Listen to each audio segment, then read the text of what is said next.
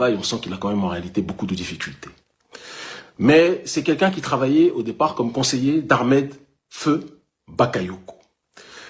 Conseiller sur le terrain de la cybersécurité et de la cybercriminalité de manière générale, c'était le conseiller d'Ahmed Bakayoko.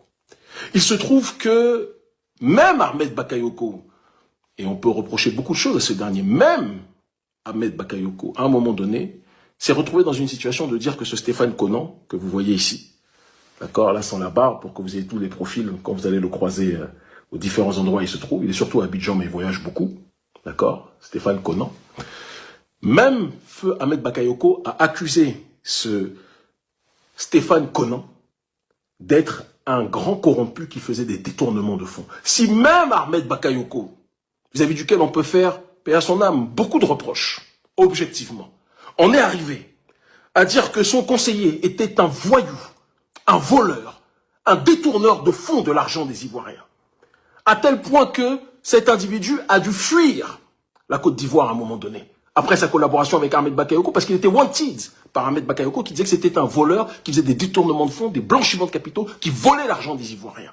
C'était les accusations d'Ahmed Bakayoko vis-à-vis de ce rat traître de l'Afrique qu'est Stéphane Konan. Il a dû fuir, et donc, ironie du sort, il a même pris et installé à un moment donné, il y a quelques années de cela, ses bureaux à Moscou. Il aurait d'ailleurs toujours des biens là-bas. Mais bon, les informations nous reviennent à ce sujet. Et donc ce Stéphane Konan, lorsqu'il a été grillé et viré par Ahmed Bakayoko, après qu'il se soit enfui, il a décidé de passer dans le privé, dans le secteur privé.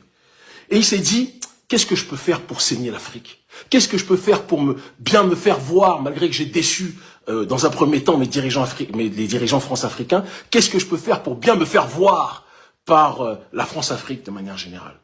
Il s'est dit, je vais créer une usine à troll.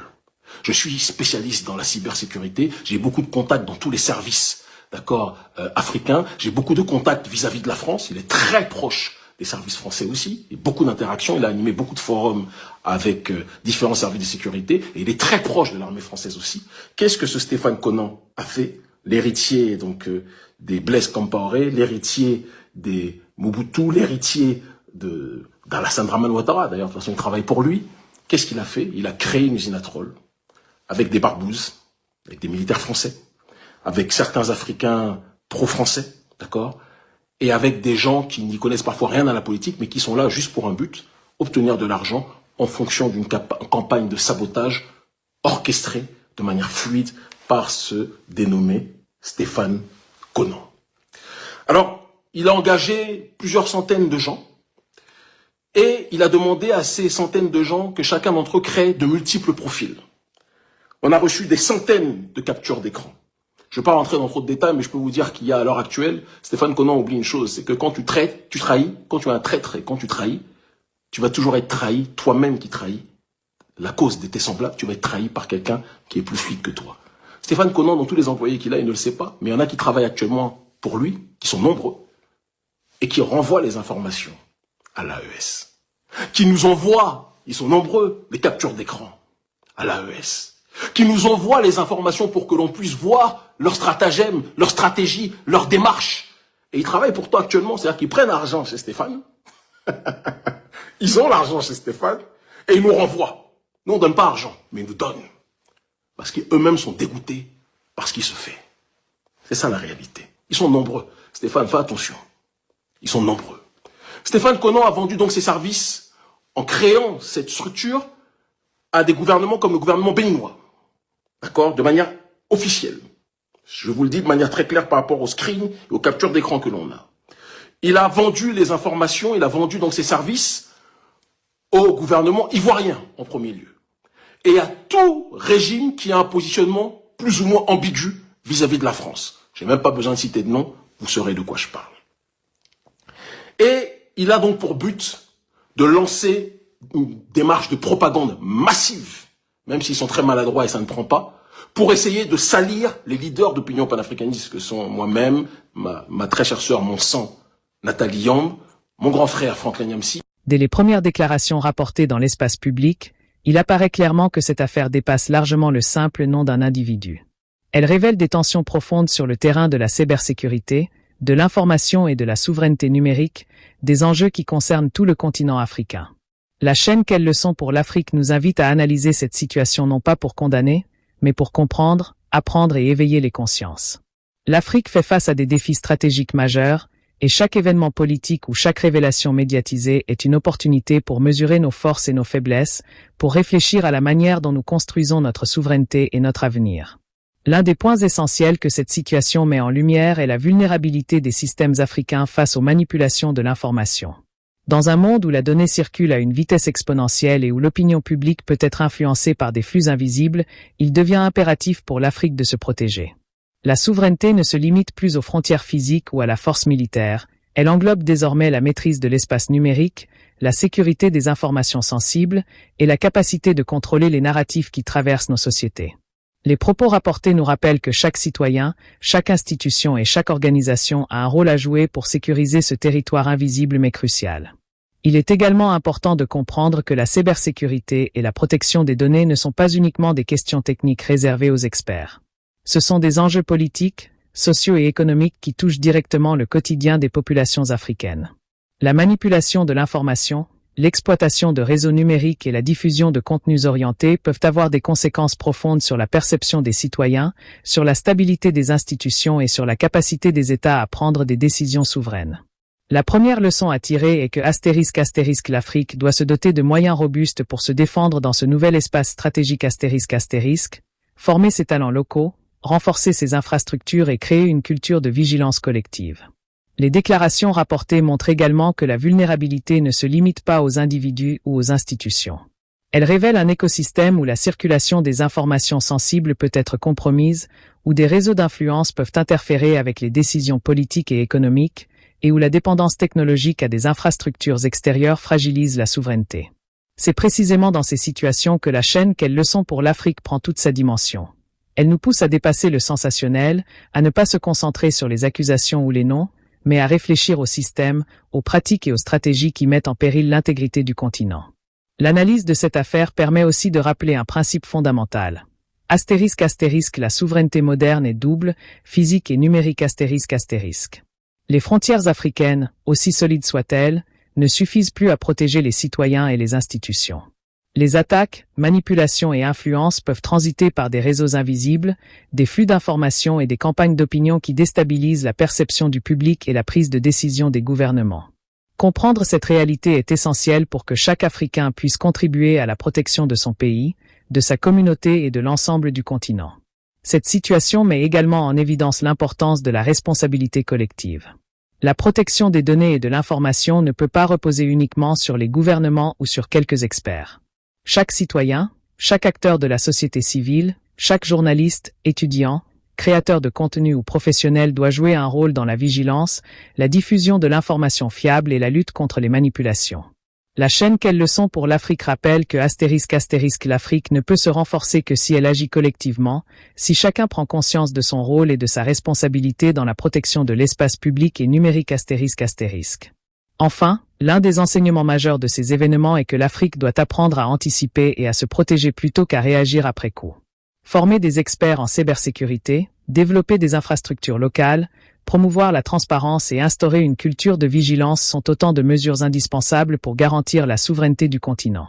Les révélations, qu'elles soient exactes ou contestables, sont avant tout une opportunité pour éveiller la conscience collective, pour montrer que chaque citoyen a un rôle à jouer dans la sécurisation de son pays et que la responsabilité individuelle contribue directement à la force collective.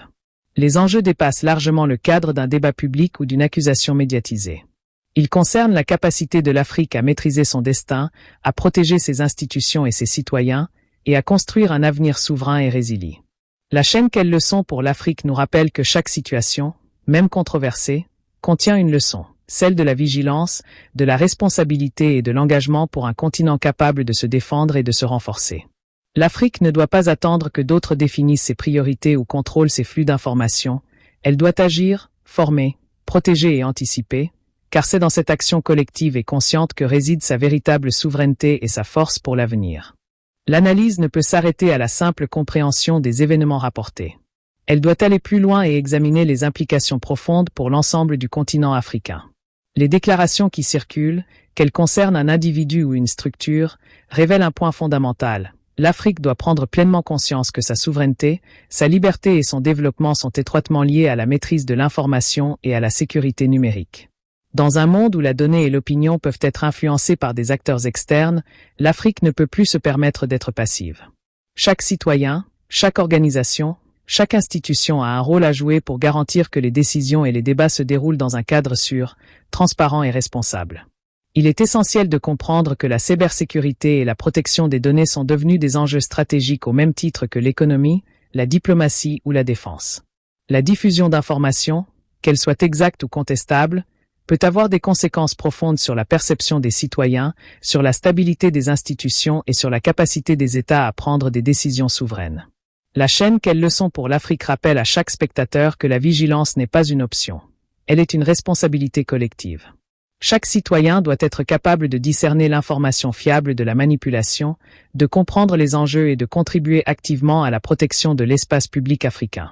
Ces événements montrent également que la souveraineté africaine ne peut être réduite à la simple gestion des affaires internes. Elle englobe la maîtrise des flux numériques, la capacité à sécuriser les données sensibles et l'aptitude à résister aux tentatives d'influence ou de manipulation provenant de l'extérieur. Les débats et accusations qui émergent dans l'espace public, au-delà de leur dimension médiatique, révèlent des failles structurelles et des vulnérabilités qui doivent être adressées.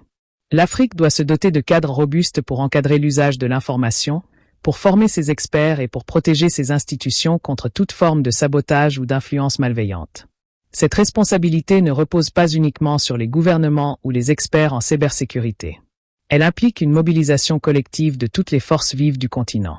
Les journalistes, les étudiants, les créateurs de contenu, les associations, les intellectuels et les citoyens ordinaires doivent participer activement à la protection de l'espace numérique et à la diffusion d'une information responsable.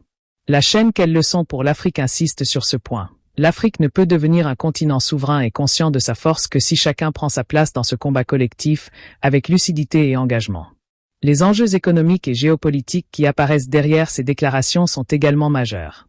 Dans un contexte où certaines informations pourraient être monétisées ou instrumentalisées par des acteurs étrangers, l'Afrique doit impérativement sécuriser ses ressources stratégiques et ses données sensibles.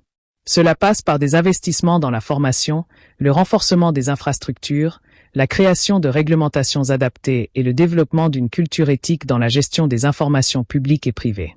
Chaque initiative locale, chaque effort pour renforcer la transparence et la responsabilité est un pas vers un continent plus souverain et plus résilient. Il est également fondamental de considérer le rôle de l'éducation et de la réflexion critique dans ce processus.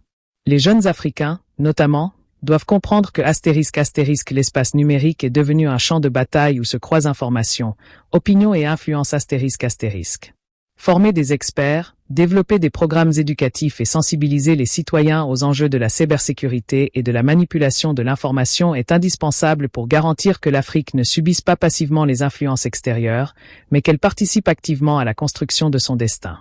La chaîne Quelle leçon pour l'Afrique contribue à ce combat éducatif en montrant que chaque événement, même controversé, contient une opportunité de prise de conscience et d'apprentissage. La solidarité entre les nations africaines constitue un autre enseignement majeur. La cybersécurité, la protection des données et la défense de l'opinion publique transcendent les frontières. Les expériences, les stratégies et les bonnes pratiques doivent être partagées entre États et organisations régionales. La chaîne Quelle leçon pour l'Afrique rappelle que l'Afrique n'est forte que lorsqu'elle agit collectivement, lorsqu'elle échange ses connaissances et lorsqu'elle transforme chaque